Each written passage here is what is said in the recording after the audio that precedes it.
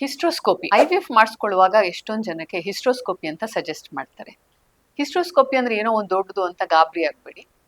ಸಣ್ಣ ಅನಸ್ತೀಸಿಯಾ ನಿಮಗೆ ಮಲಗಿಸ್ಬಿಟ್ಟು ಸೆಡೇಷನ್ ಕೊಟ್ಟು ಅವತ್ತಿನ ದಿನನೇ ನಿಮ್ಗೆ ಡಿಸ್ಚಾರ್ಜ್ ಮಾಡೋ ಥರ ಒಂದು ಸಣ್ಣ ಪ್ರೊಸೀಜರ್ ಅದು.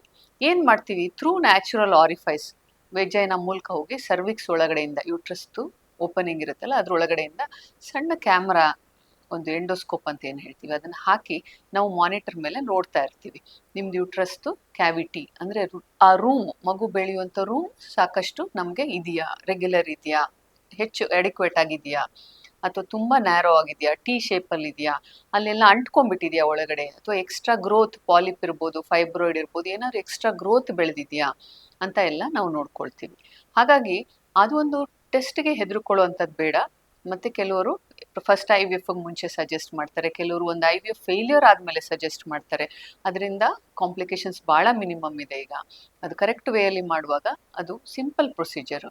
ಮತ್ತು ಅದರಿಂದ ಎಕ್ಸ್ಟ್ರಾ ಗ್ರೋತ್ ಇರೋದಾಗಲಿ ಅಥವಾ ಎಂಡೋಮೆಟ್ರಿಯಮ್ನ ತಗೊಂಡು ಬಯೋಪ್ಸಿ ಕಳಿಸಿ ನಿಮ್ಗೇನಾದರೂ ಕ್ಯಾನ್ಸರ್ ಇರುವಂಥ ಚಾನ್ಸಸ್ ಇದೆಯಾ ಅಥವಾ TB ಏನಾದರೂ ಇದೆಯಾ ಅಂತ ಕೆಲವರು ಚೆಕ್ ಮಾಡ್ತಾರೆ. ಹಾಗಾಗಿ ಹಿಸ್ಟ್ರೋಸ್ಕೋಪಿ ಅಂದ ತಕ್ಷಣ ಗಾಬರಿ ಆಗಬೇಡಿ. ಅದರಿಂದ ಭಾಳ ಅನುಕೂಲಗಳಿವೆ. IVF ಮುಂಚೆ ಕೆಲವರು ಸಜೆಸ್ಟ್ ಮಾಡಿದಾಗ ನೀವು ಅದರದ್ದು ಡೀಟೇಲ್ಸ್ ಕೇಳಿಕೊಂಡು ಮಾಡಿಸ್ಕೊಳ್ಳಿ. ಅದಾದ ನಂತರ ನಿಮ್ಗೆ IVF ಹೇಳ್ತಾರೆ.